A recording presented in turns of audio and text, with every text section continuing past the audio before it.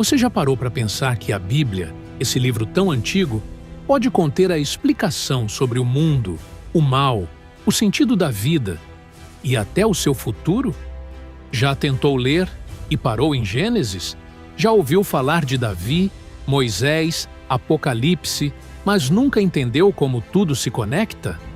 Então segura isso. A Bíblia não é uma coleção de histórias soltas. Ela é uma única narrativa, com começo, meio e fim. Uma história real, com guerras, traições, milagres, promessas, juízo, restauração. E no centro de tudo, um plano, o plano de salvação. Neste vídeo, você vai finalmente entender a Bíblia inteira, de Gênesis ao Apocalipse, explicada de forma clara, profunda e em ordem cronológica. Você vai descobrir por que Deus criou o mundo, como tudo deu errado, o que a cruz realmente significa e o que ainda está por vir. Se você nunca entendeu a Bíblia, ou até se acha que já entendeu, assista até o fim, porque essa história é sobre você. E depois de hoje, você nunca mais vai olhar para a Bíblia, nem para a sua vida, do mesmo jeito. No princípio, só havia Deus. Não havia tempo. Não havia dor. Não havia escuridão.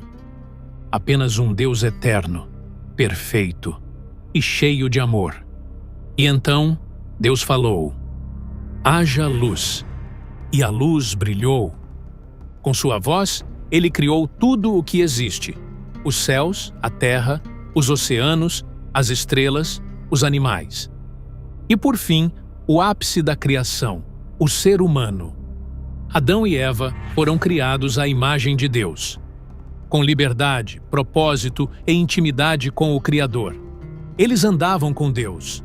Não havia culpa, medo ou morte. Mas o amor só é verdadeiro quando existe escolha. E Deus deu uma árvore, um limite, um teste de confiança. A serpente, símbolo do inimigo, mentiu. Disse que o homem podia ser como Deus, sem Deus. E Adão e Eva desobedeceram. O pecado entrou. A relação foi quebrada, a terra amaldiçoada e o ser humano expulso do jardim. Mas Deus não desistiu. Mesmo na queda, ele declarou uma promessa: da descendência da mulher nascerá um que esmagará a cabeça da serpente. Adão e Eva tiveram filhos, e os filhos dos filhos encheram a terra. Mas o pecado também se multiplicou. A violência aumentou. O coração humano se afastava cada vez mais de Deus, até que chegou o tempo em que a terra estava tão corrompida que Deus decidiu agir. Destruirei tudo o que tem fôlego de vida. Mas havia um homem, Noé, um homem justo, íntegro, que andava com Deus. Deus o chamou, mandou construir uma arca, um grande barco de salvação. Por mais de 100 anos, Noé pregou, avisou, martelou. E no fim, ninguém acreditou, exceto sua família. Então veio o dilúvio. Águas cobriram a terra, mas a arca flutuava, guardando dentro dela a promessa de um novo começo. Noé, sua esposa, seus filhos e suas noras, 8 pessoas, recomeçaram a história da humanidade. E quando as águas baixaram, Noé adorou a Deus. E Deus fez uma nova aliança. Nunca mais destruirei a terra com um dilúvio. E colocou o arco-íris nos céus como sinal.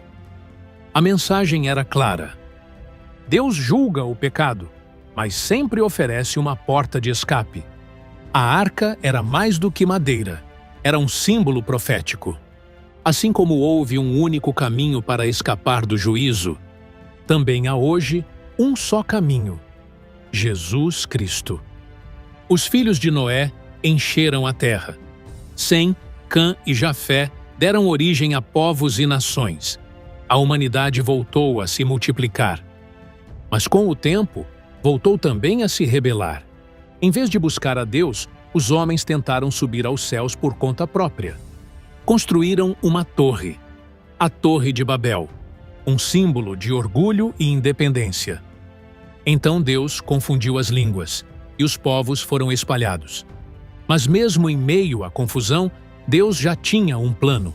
Ele escolheria um homem, e desse homem viria uma nação separada. E dessa nação viria o Salvador do mundo. O nome desse homem era Abrão, um homem comum de uma família idólatra.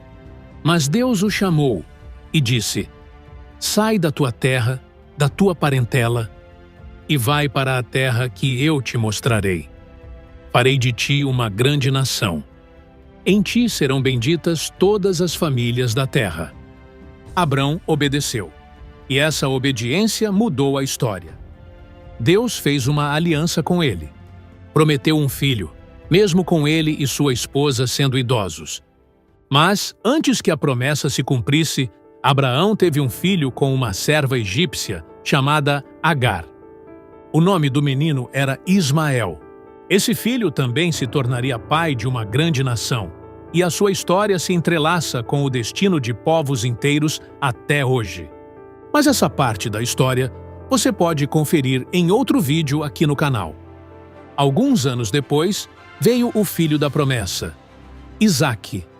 Isaque teve 2 filhos, Esaú e Jacó. Deus escolheu Jacó e mudou seu nome para Israel. Jacó teve 12 filhos, e desses filhos nasceram as 12 tribos de Israel. Mas o plano de Deus passaria por algo ainda maior. O penúltimo filho de Jacó, José, foi vendido como escravo por seus próprios irmãos. Mas o que parecia uma tragédia era parte do plano. José foi levado ao Egito. Lá Deus o exaltou. E quando veio a fome, foi ele quem salvou sua família. A promessa estava viva, mesmo no Egito. Mesmo em meio à escravidão que viria depois, Deus estava conduzindo tudo para o cumprimento de sua aliança. O tempo passou. A família de Jacó cresceu no Egito e se transformou em um povo numeroso. Mas aquele povo que havia sido acolhido se tornou uma ameaça aos olhos dos egípcios. E então Israel foi escravizado. Por mais de 400 anos, os filhos da promessa viveram oprimidos. E clamavam: Deus, até quando? Deus ouviu e respondeu com um libertador, Moisés. Moisés havia sido criado no palácio de Faraó, mas Deus o chamou do deserto para uma missão impossível. Vá ao Faraó e diga: deixa o meu povo ir. Faraó resistiu. Deus enviou pragas, uma a uma, até que o Egito se dobrou. Na última noite, Deus deu instruções claras. Cada família deveria sacrificar um cordeiro e marcar os umbrais das portas com seu sangue. Quando eu vir o sangue, passarei por cima. Nascia ali a Páscoa. E naquela madrugada, o povo de Deus foi liberto. Mas o inimigo não desistiu. Faraó perseguiu os hebreus até o mar. Foi então que Deus abriu o impossível. O mar vermelho se abriu. O povo passou a seco. O exército egípcio foi destruído. Deus havia vencido. No deserto, Deus guiou seu povo com nuvem de dia e fogo à noite. E no Monte Sinai, ele fez uma aliança. Deus entregou as tábuas da lei, 10 mandamentos que mostravam o que é justo, santo e bom. Mas também revelavam algo mais profundo. O coração humano estava manchado pelo pecado. O povo murmurava, desobedecia, se rebelava. Mesmo vendo milagres, seus corações eram duros. Foi então que Deus instituiu o tabernáculo, um lugar de adoração, com sacrifícios diários. Ali, o pecado era coberto, mas não removido. Era apenas uma sombra, um sinal. O sangue de animais não podia limpar de verdade, mas tudo apontava para o que viria. Um sacrifício perfeito. Um cordeiro sem defeito. Deus estava ensinando o povo que só há salvação por meio do sangue e que a libertação externa era só o começo. Ele queria libertar os corações. Depois de 40 anos no deserto, o povo finalmente chega à beira da terra que Deus havia prometido a Abraão. Uma terra que manava leite e mel. Moisés não entra. Ele morre olhando para a promessa. Mas o Senhor levanta Josué para conduzir o povo à conquista. Eles atravessam o rio Jordão. E as muralhas de Jericó caem com um grito de fé. As tribos se espalham pela terra. Mas logo surge um problema. O povo esquece o Senhor. Sem um líder forte, cada um fazia o que achava certo aos próprios olhos. E assim começa um tempo de ciclos. Pecado, opressão, arrependimento, livramento e pecado novamente. Foi o período dos juízes, homens e mulheres levantados por Deus para libertar o povo, como Débora, Gideão e Sansão. Mas a instabilidade era constante. E o povo pede um rei. Queremos ser como as outras nações. Deus permite. E então surge Saul, o primeiro rei de Israel.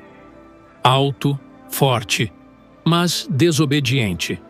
Depois dele, Deus escolhe Davi, um jovem pastor de ovelhas, com o coração segundo o coração de Deus, e faz a ele uma nova promessa. Da tua descendência levantarei um rei que reinará para sempre. Davi reina com coragem, fé e arrependimento. Apesar de seus pecados, ele nunca abandona o Senhor. Seu filho Salomão herda o trono. Constrói um templo glorioso. A sabedoria de Deus atrai reis e rainhas do mundo todo. Mas no final da vida, Salomão também se desvia e o reino se divide. Israel ao norte, Judá ao sul. 2 reinos, 2 caminhos e um povo que aos poucos se afasta da voz de Deus. Ele levantou homens com fogo nos ossos, vozes solitárias em meio a uma geração rebelde, profetas. Isaías teve uma visão do trono de Deus, alto e exaltado, e ouviu os anjos clamando: Santo, Santo, Santo é o Senhor dos exércitos. E mesmo assim, o povo não se quebrantava. Jeremias chorou enquanto anunciava a destruição. Ele foi preso, humilhado, mas não parou de clamar: Voltai ao Senhor, enquanto é tempo. Ezequiel viu uma carruagem flamejante, o Espírito de Deus se movendo para longe do templo. Teve visões de juízo, mas também de restauração. Ele viu um vale de ossos secos e Deus disse: Filho do homem, profetiza, e os ossos voltarão à vida. Daniel, ainda jovem, foi levado para a Babilônia como cativo. Mas lá, mesmo no meio do império, se recusou a se contaminar. Foi lançado na cova dos leões e saiu ileso. Ele viu reinos caindo e um reino eterno se levantando, o reino do Filho do Homem. Cada profeta clamava, advertia, chorava. Mas o povo endurecia o coração. Até que o juízo chegou. O reino do norte, Israel, foi invadido pela Assíria e desapareceu. O reino do sul, Judá, foi levado cativo pela Babilônia. Jerusalém foi queimada. O templo foi destruído. E os sobreviventes choraram à beira dos rios da Babilônia, perguntando: Como cantaremos ao Senhor em terra estrangeira? Pela aparência, tudo havia terminado, mas não para Deus. Mesmo no exílio, ele continuava falando. Ele prometia: Eu trarei vocês de volta. Farei uma nova aliança. Darei um novo coração. Derramarei o meu espírito. E assim, depois de 70 anos, um remanescente voltou. Reconstruíram os muros, reergueram o templo. Mas algo estava diferente. A glória não havia voltado. Era como se tudo estivesse sendo preparado. O templo estava de pé, o altar reconstruído, mas o céu permanecia em silêncio. Por 400 anos não houve profeta, nem visão, nem palavra revelada. Mas quando o céu está em silêncio, é porque algo grandioso está prestes a acontecer. 400 anos se passaram. E então Deus falou novamente. Mas desta vez não foi por meio de profetas. Foi por meio de um bebê. Em uma pequena cidade chamada Belém, nasceu Jesus. Não em palácio, mas numa manjedoura. Não cercado por reis, mas por animais e pastores. Um nascimento simples, mas carregado de eternidade. A palavra se fez carne. Deus se fez homem. O Criador entrou na criação. Os anjos anunciaram: hoje, na cidade de Davi, nasceu o Salvador. Ele é o Cristo, o Senhor. Ele cresceu em sabedoria, trabalhou como carpinteiro e, aos 30 anos, começou a ensinar. Mas ele não ensinava como os outros. Ele dizia: eu sou o pão da vida. Eu sou a luz do mundo. Eu sou o caminho, a verdade e a vida. Ninguém vem ao Pai, a não ser por mim. Ele curava os doentes, ressuscitava os mortos, perdoava pecadores, tocava os intocáveis e amava os rejeitados. Mas nem todos aceitaram sua mensagem. A elite religiosa se incomodou. O Império Romano se sentiu ameaçado. E o povo se dividiu. Jesus não veio para montar um exército. Ele veio para vencer uma guerra invisível: o pecado, a morte, o inferno. E para isso, ele teria que morrer. Jesus sabia exatamente por que tinha vindo. Ele não foi surpreendido pela traição, pela cruz ou pela morte. Ele caminhava voluntariamente em direção ao sacrifício. Desde o início de seu ministério, ele dizia que o Filho do Homem seria rejeitado, entregue, morto, mas ressuscitaria ao terceiro dia. Era por isso que ele tinha nascido. Na última ceia, ele partiu o pão e disse: isto é o meu corpo, entregue por vós. Pegou o cálice e disse: este é o meu sangue, o sangue da nova aliança, derramado para perdão dos pecados. Naquela noite, ele foi traído com um beijo, preso, acusado por falsas testemunhas, julgado no meio da madrugada por um tribunal religioso corrupto. Foi espancado, cuspido, ridicularizado. Colocaram uma coroa de espinhos sobre sua cabeça, um manto escarlate em seus ombros e zombaram: salve, Rei dos Judeus! Ele foi entregue a Pilatos, que, mesmo não encontrando culpa alguma, lavou as mãos e permitiu que a multidão decidisse. E eles gritaram: crucifica-o! Jesus carregou a cruz pelas ruas de Jerusalém. Caiu, foi empurrado, sangrava, e mesmo assim não disse uma palavra contra ninguém. Quando chegou ao monte, chamado Gólgota, cravaram-lhe as mãos e os pés no madeiro, e o suspenderam entre o céu e a terra. Ali, pendurado, Jesus não apenas sofria fisicamente, ele carregava o pecado de toda a humanidade. Cada mentira, cada adultério, cada injustiça, cada medo, cada vergonha, tudo foi colocado sobre ele. E então ele clamou: Pai, perdoa-lhes. Eles não sabem o que fazem. O meu Deus, por que me abandonaste? E por fim, está consumado. Naquele instante, o véu do templo se rasgou de alto a baixo. A terra tremeu. Sepulcros se abriram. E quem estava atento sabia. Algo cósmico havia acontecido. Jesus morreu. O corpo foi colocado em uma tumba emprestada. A pedra foi selada. Guardas foram colocados à porta. O inferno parecia ter vencido. Mas foi só por 3 dias. Na madrugada do terceiro dia, o céu se moveu. Um terremoto sacudiu a terra. A pedra foi removida. O túmulo estava vazio. Anjos anunciaram: Por que buscais entre os mortos aquele que vive? Ele ressuscitou. Jesus apareceu a Maria Madalena no jardim. Depois, aos discípulos. A Tomé, que duvidava, ele mostrou as marcas nas mãos. A 2 viajantes a caminho de Emaús, ele explicou as Escrituras. E seus corações ardiam. A ressurreição mudou tudo. Não foi só o corpo de Jesus que saiu da sepultura. Foi a esperança da humanidade. A morte foi vencida. O inferno foi derrotado. O pecado foi pago. E então ele declarou: toda a autoridade me foi dada no céu e na terra. Ide, preguem, façam discípulos, batizem em meu nome.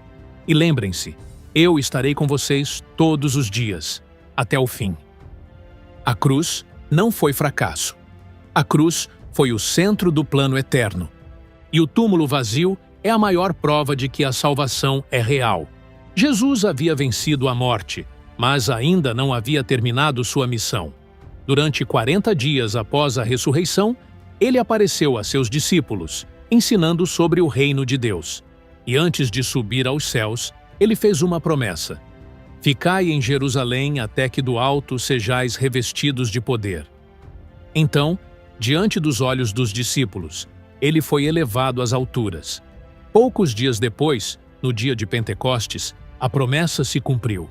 O Espírito Santo foi derramado com poder. Línguas de fogo, vento impetuoso e corações incendiados. Homens simples se tornaram testemunhas ousadas. Pedro, que havia negado Jesus, agora pregava com autoridade. 3.000 pessoas creram em um só dia. A igreja havia nascido. E ela não era um templo de pedra. Era feita de gente transformada. Gente cheia do Espírito, vivendo em unidade, partilhando o pão, ajudando os pobres e anunciando o Evangelho com coragem. Mas, com o crescimento, veio a perseguição. Estevão foi apedrejado. Tiago, morto à espada. Mas quanto mais tentavam calar os cristãos, mais o Evangelho se espalhava.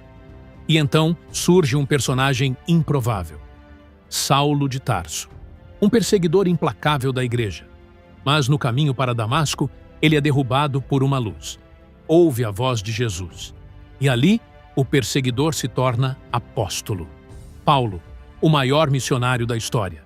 Ele levou o Evangelho à Ásia, à Grécia, a Roma, fundou igrejas, escreveu cartas, enfrentou prisões, naufrágios, açoites, tudo por amor a Cristo. O mundo nunca mais seria o mesmo. A mensagem da cruz começou a alcançar povos, línguas e nações.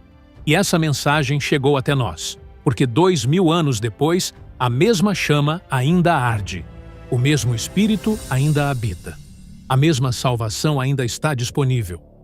O último livro da Bíblia não fala apenas do fim, ele fala do propósito. Apocalipse é uma revelação. A cortina do céu se abre, e João, o apóstolo exilado, é arrebatado em espírito para ver realidades que olhos humanos jamais poderiam imaginar. Ele vê Jesus glorificado, com olhos como chamas de fogo, cabelos brancos como a neve, e voz como o som de muitas águas. O mesmo Jesus que foi pendurado numa cruz, agora reina com glória eterna. João vê 7 igrejas, representando a igreja de todas as eras. Vê 7 castiçais, 7 estrelas, e recebe mensagens diretas do próprio Cristo. Depois, vê o trono de Deus, relâmpagos, trovões, adoração incessante. Seres celestiais clamando: Santo, Santo, Santo é o Senhor Deus Todo-Poderoso. E então, um livro selado com 7 selos aparece. Ninguém podia abri-lo. Até que surge o Cordeiro, como se tivesse sido morto. Ele é digno.